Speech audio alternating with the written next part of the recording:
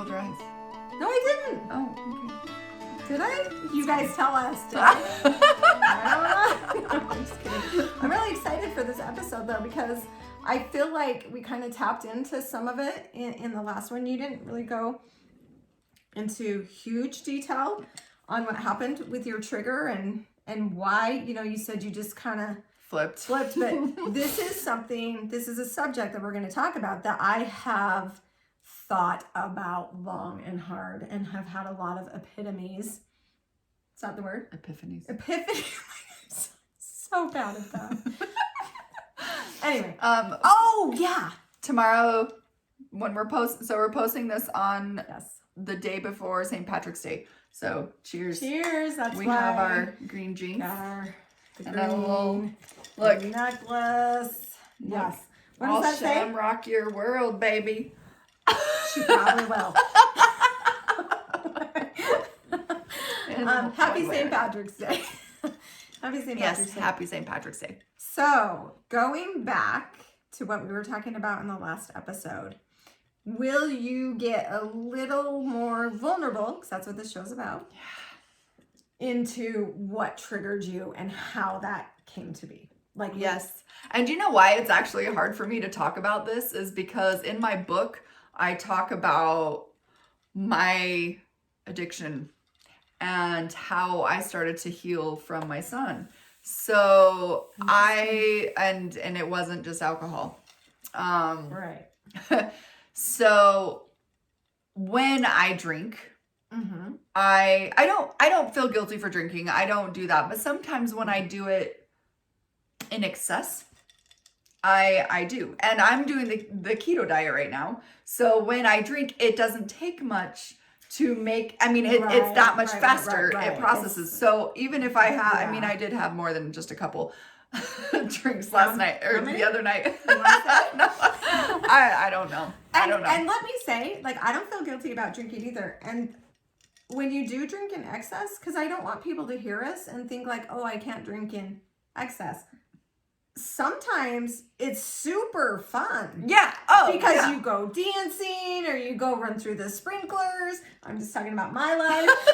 I've never done just really fun things. And then other times it really is triggering and it brings stuff up. So. Yeah.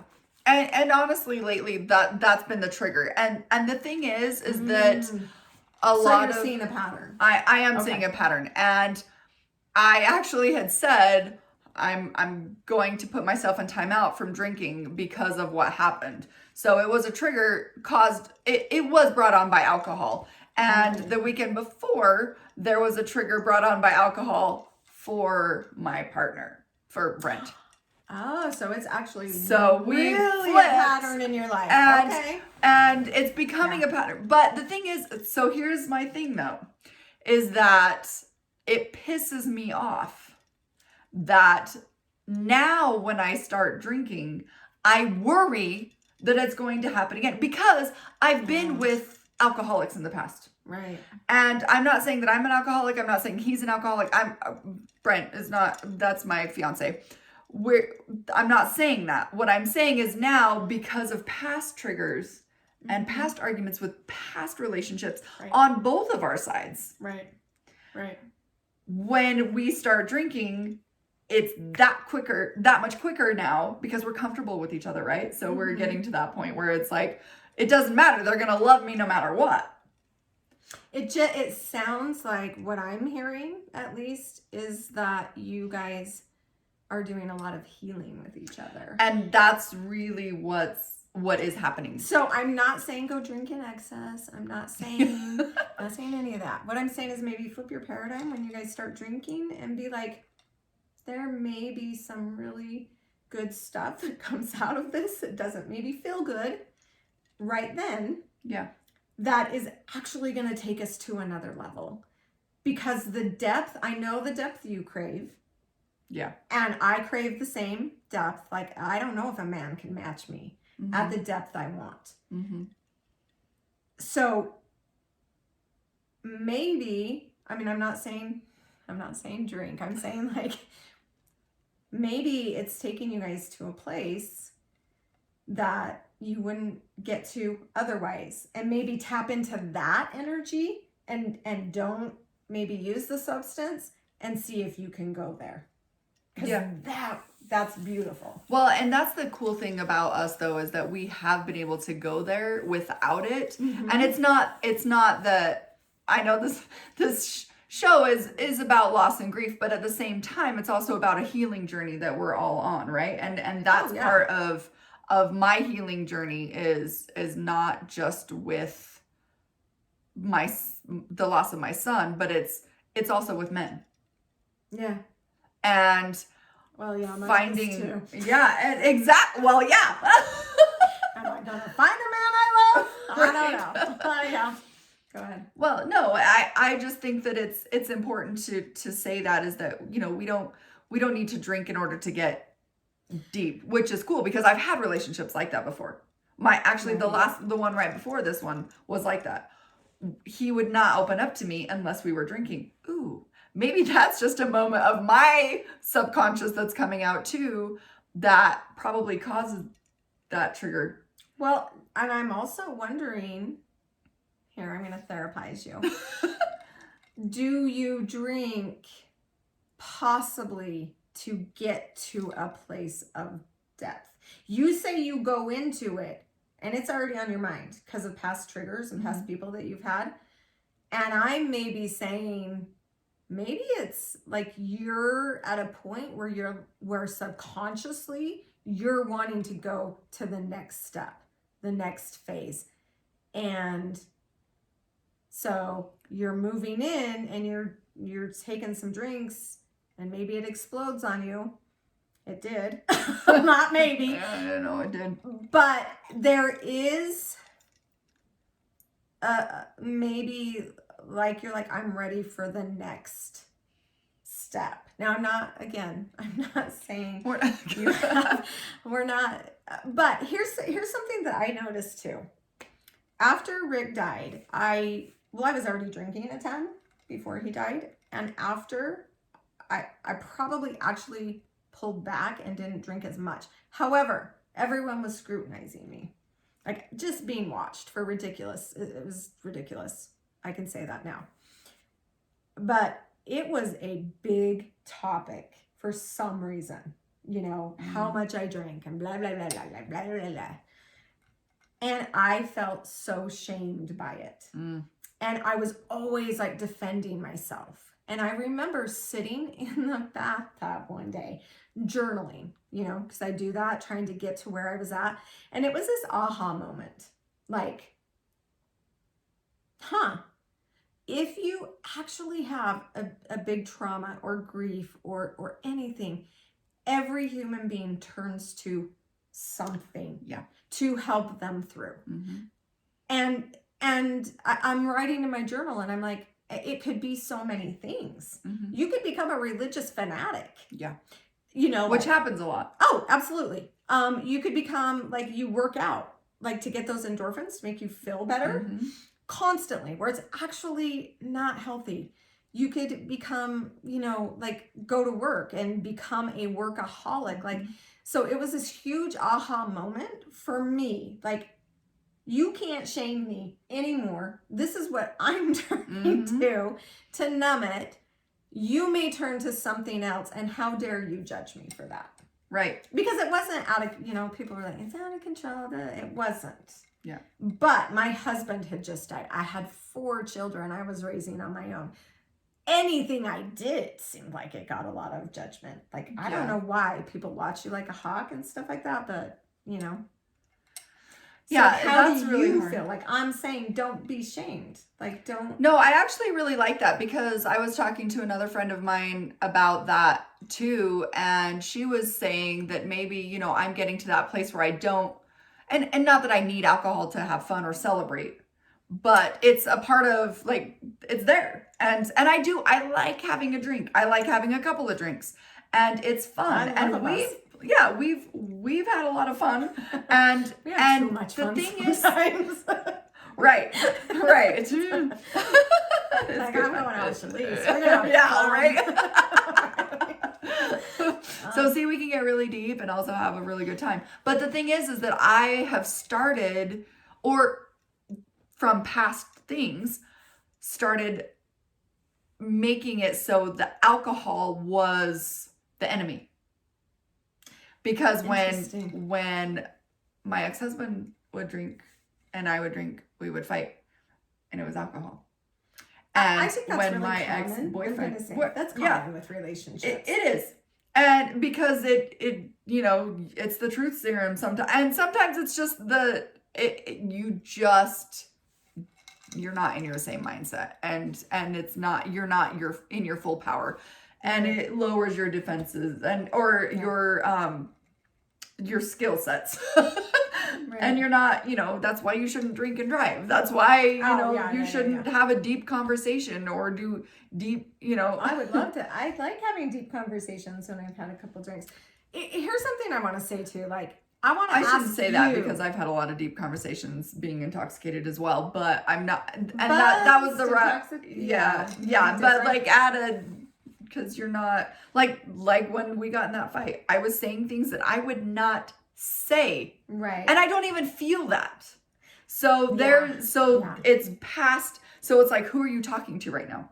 Are you talking to me, or are you talking to your ex? Mm-hmm. Are you talking to me, or are you talking, like, who is that person that you're seeing in front of you or that's coming up that you're not, it's not me. Right. And in my, when I'm in a good mindset and a not an intoxicated mindset, I know, oh wait, this isn't about you. This is about so-and-so. And I'm just processing this. And I say those things. Right. And we talk through these things. Right. But like, again, the other things that when we got in a fight a few weeks ago, or an argument, like, our fights aren't really fights. Like, it's like little snaps, and I'm like, oh, that's a fight. Whenever couples say to me they don't fight, I'm like, then you're really not in. Yeah. You're really not in. If you're just this. Especially with people like us. Yeah. Then there's always, growth. And I'm not saying that you guys have a very happy relationship, but you do have these moments where you're trying to push through different triggers, and he has to be aware of those for you. And I need to be aware of his as well. And it's so awesome actually having a relationship like this, that it's like, oh, we're doing some really deep work here, individually and together. Yeah. And we get to really define and create this relationship that we always wanted, having all our past baggage and bringing it to the surface and saying, okay, we're dealing with this now. And so the arguments that we have the next day, oh, it's awesome. Because we sit there and we communicate. Yeah, and because you're going deeper. Yep. So here's what I want to ask all of you. This is a great conversation.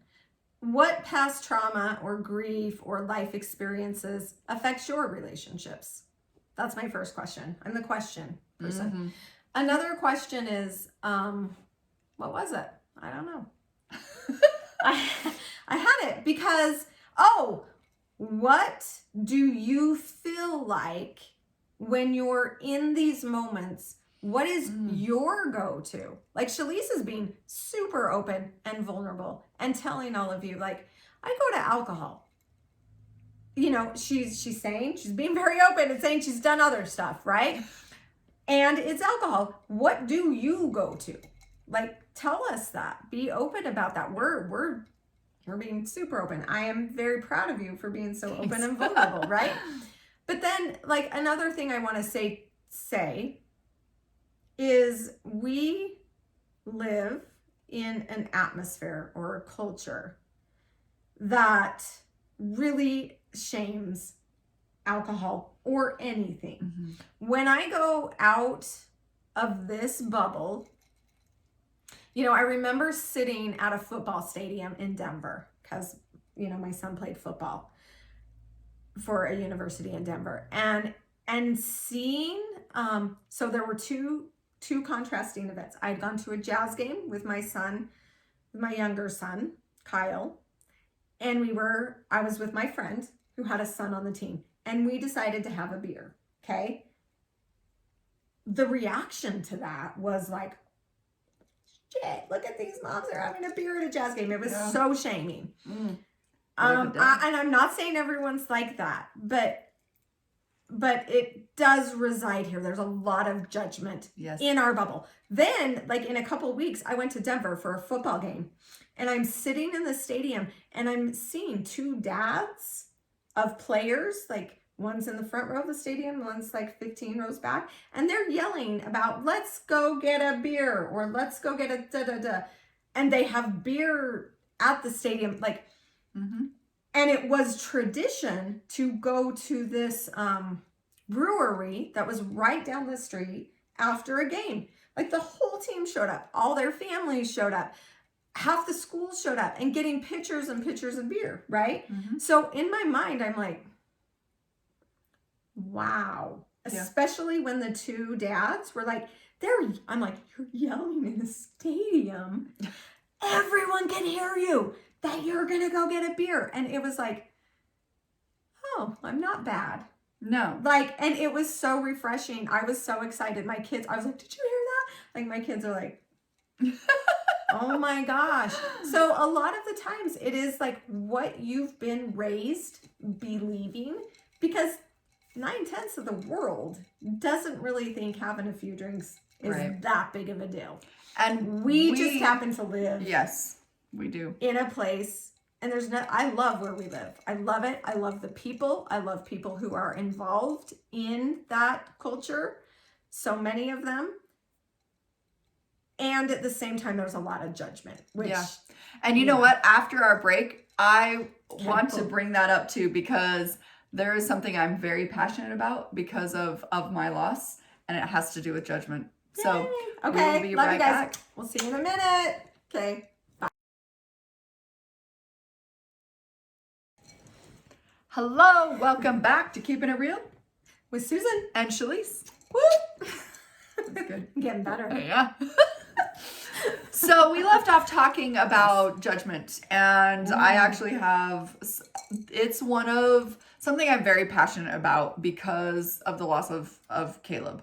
And so one of the things that, it just, my blood just boils is when there has been a tragedy, especially the loss of a child, especially, and I'm speaking of this because this is my world. When I hear about an accident or something horrible that's happened to a child, not even death, not even a death. I already know what you're going to say. And people attack them, right? Yes. There was a news story, and I did a coffee talk on this. I think it was last year or the year before. I don't even remember. But I was reading this news story. This toddler it's so horrible. So he was playing out in the yard and stuck his hand under the fence, and he had a little sock on his hand. And the dog next door thought it was a toy. Right. And it was horrific, the things that people were saying on this news feed, it was this news story on Facebook. And the comment after comment after comment after comment of, I would never let my child, how could the mom not be watching the child? How could this, how could that? And it made me so angry, because how many of us, if we really sit back and say, no, my kid was playing in our backyard, I had to run in and pee. Or I let my kids play in the backyard for hours. Right. I mean, I look at them out the window. Yeah. It's like, it's your backyard. It's and you don't know. Maybe the mom was there. Maybe she was gardening. Maybe she was whatever. Maybe the dad was there. Maybe, they had a babysitter. Maybe they're at work making money to feed them. Yes. And whatever. It doesn't matter. And because of this tragedy, every parent says, oh, I would never let my child do this. Do you know how many stories there were? I was told, my friends that came over the day my son died. Oh, this makes this. We're getting real. So, yeah, and said, do not turn on the news. Yeah. Because of how many parents were saying, I would have never let my child, I can't believe she wasn't watching her child. I can't believe this. I can't believe that. Except for there were people that are now saying, and this is crazy. Listen to this. Okay. So I just got a new job. Listening. Okay. I just got a new job. Right. I work at a chiropractor office. And I am being trained by this awesome lady.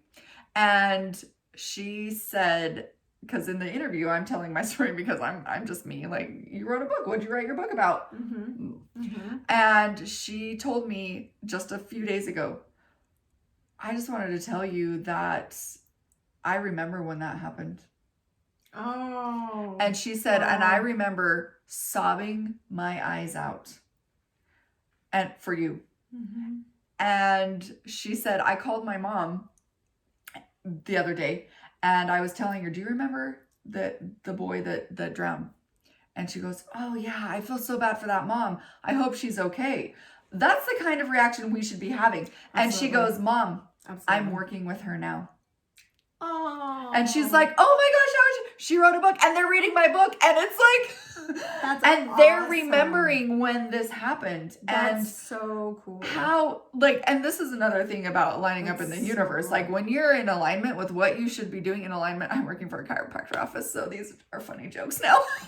I get it. But really, like when you're in alignment with what you should be doing in this universe, these things start happening. Which is also why you should never judge. Because how would she have felt if she was like, oh yeah, you're that mom I judged. Right. And then what happens if something happens to your kid in a freak accident? And that's what, because you have a story. Yeah. Well, I was going to say, like, mine didn't make it to the news because I backed up and on my own child, and I mean, he should have died. It was a miracle. So it's like, I'm like, okay, I've had tragedies and miracles. It's a miracle he is alive. And luckily it was a big news day because I've seen other stories exactly like that make it to the news. And like you said, people attack and attack and attack. And will you share that story? Will you be vulnerable and share that story? Of when I ran over my son? Yeah.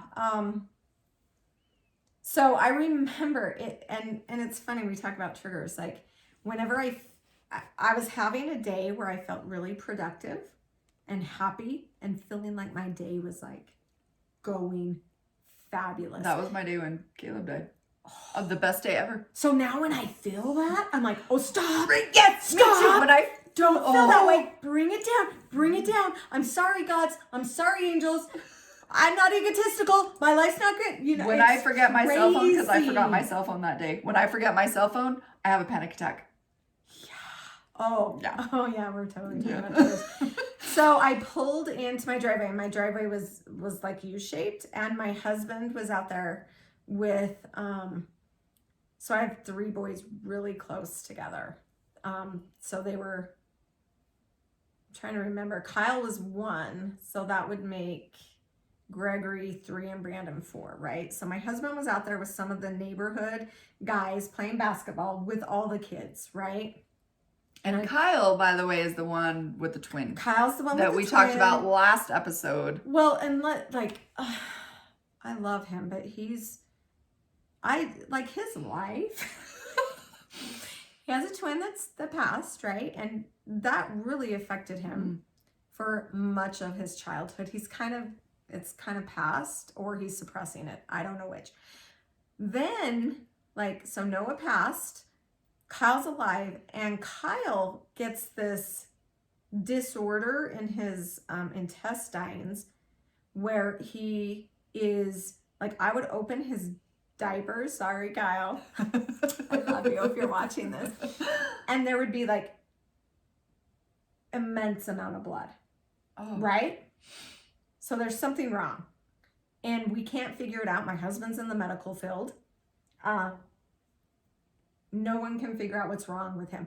Test after test after test. So, I mean, my Brandon and Gregory, God, I love them because here they went through this twin pregnancy that was horrific. not only was it horrific, like I was getting stress tests and ultrasounds every few weeks because, I was mean and, and hot as hell. Like when I was 10 weeks pregnant, Rick and I went on a trip to San Diego and someone asked me if I was about to deliver. Because I was that big. I'd had two kids that were at that point 2 and 3, right? So I'm huge and I'm sitting in the corner midwinter, like with fans on me. That is what my kids, Brandon and Gregory, remember. Anyway, so Kyle has this disorder. He's with so many tests. We're at the hospital constantly. And miraculously, it goes away. Like overnight. Wow. It just stopped. They wanted, like the doctor wanted to hospitalize him, wanted to do all these tests because it was bad. Like it was really bad and scary. So I had already lost a child.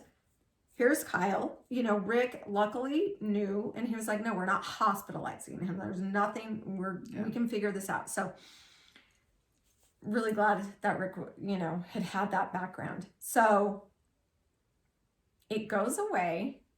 Like, oh God. Like 3 months later, I run him over and almost kill him. And I'm laughing because what else do you do? Like at that moment, I was not laughing. That was a moment where I lost my shit. So like I said, I pulled into our driveway and then I backed up and pulled into the U shape because they were playing basketball over here, right? And I back up to try to go out to the street. You had to go down a lane to get to our house. And I feel I had a Honda Odyssey. I feel it go up and a voice in my head says, you just ran over Kyle. And I crank it into drive, pull forward. Gregory, my son, was in the van with me. And I got out and just started screaming. And, you know, I love Rick. He wasn't the best at like making sure the kids had coats on or whatever, right? Or out of the back. But he did. He put Kyle's coat on and the van had gone up and over him and had lacerated his liver. Oh. And if I hadn't stopped when I had, I would have gone over his heart and his head. Oh. But that voice told me to. I went forward. I got out, you know. Thank God. Thank God you listened to that voice. Yeah. It's actually a miracle because, so he got life flighted. You know, I don't know I have so many life flight experiences. It's like, that's messed up. Anyway, he got life flighted up to primaries. And they said, like, I don't know why he's alive. He should have totally bled out. And, you know, people were really supportive and whatnot, but I have seen stories where, you know, people weren't. Mm-hmm. And Kyle, again, so here's Kyle. Kyle had to have brain surgery when he was 8. Wow. It's like, wow, he's more than a cat. He has more than my 9 lives. Anyway, one of his friends, so he's had 2 friends that have passed. When he was in 1st or 2nd grade, his best friend he came home one day and he's like, Mom, something's wrong with my friend. I don't know what it is, blah, blah, blah. Well, like 6 months later, he got diagnosed with leukemia and passed away. And then when he was a senior or junior in high school, one of his friends got in a really bad accident and passed away. And I remember that. Yeah. I remember that. So what people assumed from the get-go was that he had been texting, right? And I got on KSL or whatever, and like exactly what you're talking about. So much crap, like, you got to teach your kids not to text and drive, or you get or this is what happens, blah, blah. Well, it was found out months later, he wasn't texting. Something had happened. I can't remember exactly what, and he couldn't throw on the brake and ended up passing away. But I remember reading those, and wow. it was horrible. We are at the end of our at the end of our show, but I want you guys to know As I that just went on a montage. no, Sorry, it's totally everyone. no. I think that these stories are important, and we're not telling these stories so you guys could be like, oh my gosh, you guys, what you've been through. We're telling them because we want you to understand that you're not alone in what you're dealing with. You're not alone in, what you're feeling. And also, please, please, please understand that there is no place for judgment, because do you know what us moms are thinking of when something horrific happens to our children? It's our fault. Oh. It's our fault. We're Absolutely. blaming ourselves so much that when even if you don't say it to our face, when you're putting it out into the universe, Yeah. when you're doing that, it is coming back to us. We're already blaming ourselves. Yeah, I remember. And how horrible would it be if something happened to your kid or your family, or any of your loved ones? The last thing you're going to want is somebody to say, why weren't you there? Or why didn't you do something different? Because I guarantee you, everything that you're thinking is, why wasn't I there? Why didn't I do something different?